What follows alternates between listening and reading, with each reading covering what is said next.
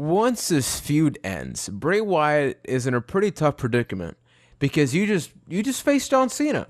You've been battling John Cena for a couple pay-per-views. Realistically, where do you go from here? Because does the WWE choose to use his heat or his reaction? Because he does have a lot of fans, like the way they're playing that out, to build another guy, or do they put him against another well-established guy? I couldn't really wrap my head around an answer about that. So, do you have one? It's a really good question, because I mean, let's go back to the beginning of the year. So we got Bray Wyatt going into a feud with Daniel Bryan, which then leads into a feud with The Shield, and then he feuds with John Cena.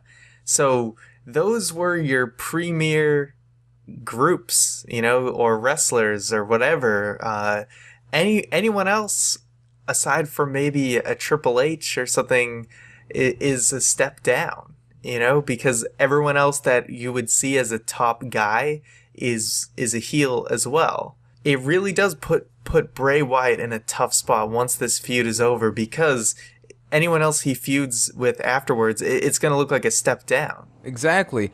And as I mentioned in the past, there's a Team 3D shooting interview available at youtube.com/ByteThatCast. Cheap plug.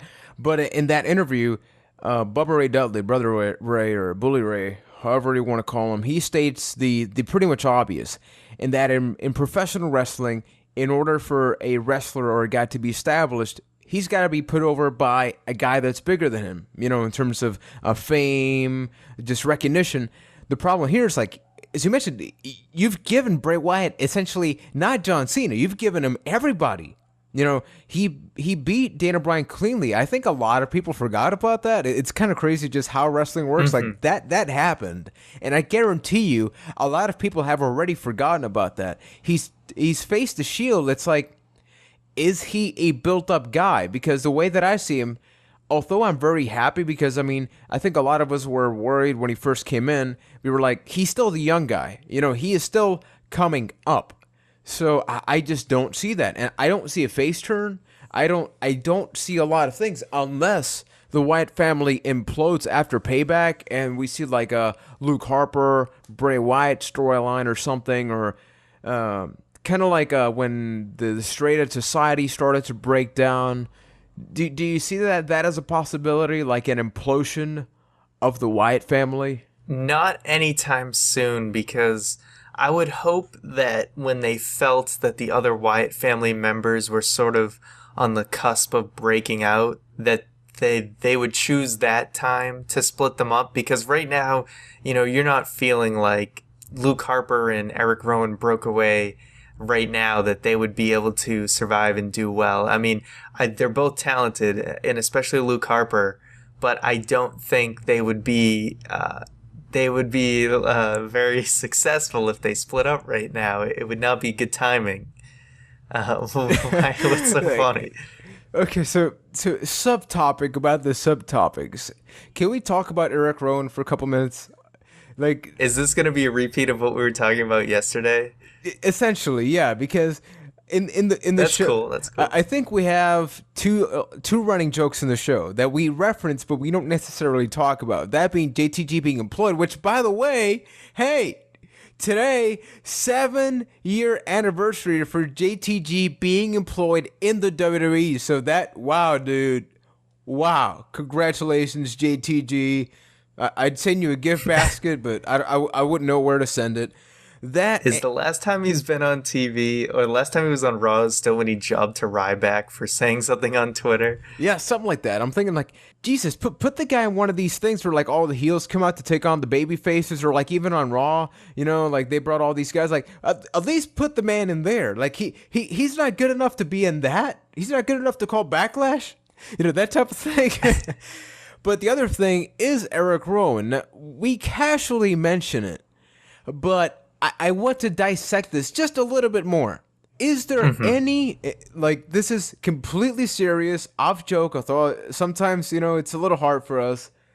Is there any way that Eric Rowan can have a singles career in the WWE after the Wyatt family? And if so, how would that even begin? That's a tough question, but I'll sort of mention some things we were talking about yesterday that we were talking about off screen or off recording, whatever we want off radio. Offcast. Is that, a lot of people are kind of, underwhelmed by Eric Rowan, or they don't think, they look at Luke Harper and they're saying, oh, if there's going to be any of the other Wyatt family guys that stand out, it's him. But to Rowan's to his credit, he pretty much does everything right to sort of just look like a follower, and and he also, he doesn't bring the group down at all. He's not, botching his moves or anything. He's a solid worker. He works well with the group, and nothing he does is a detriment. He helps complement with his look and his, like, the sheep mask and everything. It all goes together.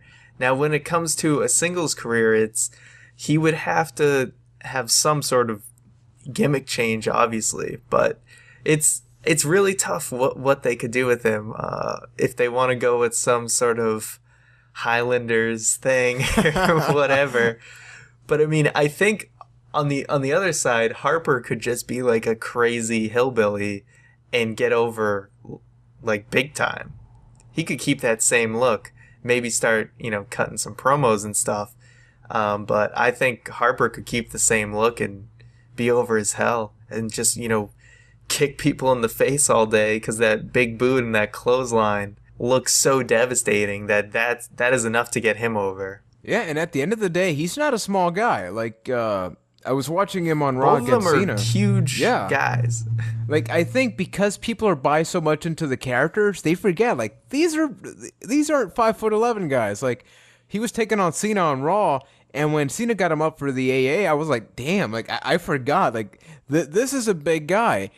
And as sad as it is, I sort of see his career going the way of Trevor Murdoch, and this is, like, the weirdest example, where after his tag run with Lance Cade, may he rest in peace, they sort of gave him like a singing gimmick. He became like the complete opposite of who his character was. So I actually fully see him be like the red-bearded baby face or whatever the hell. Like, they play into all his stuff. The red-headed. Like, he starts wearing like different jumpsuits, bodysuits. What is that called? I forget. Just what he wears. Jumpsuit. A jumpsuit, yeah, exactly. Would be correct.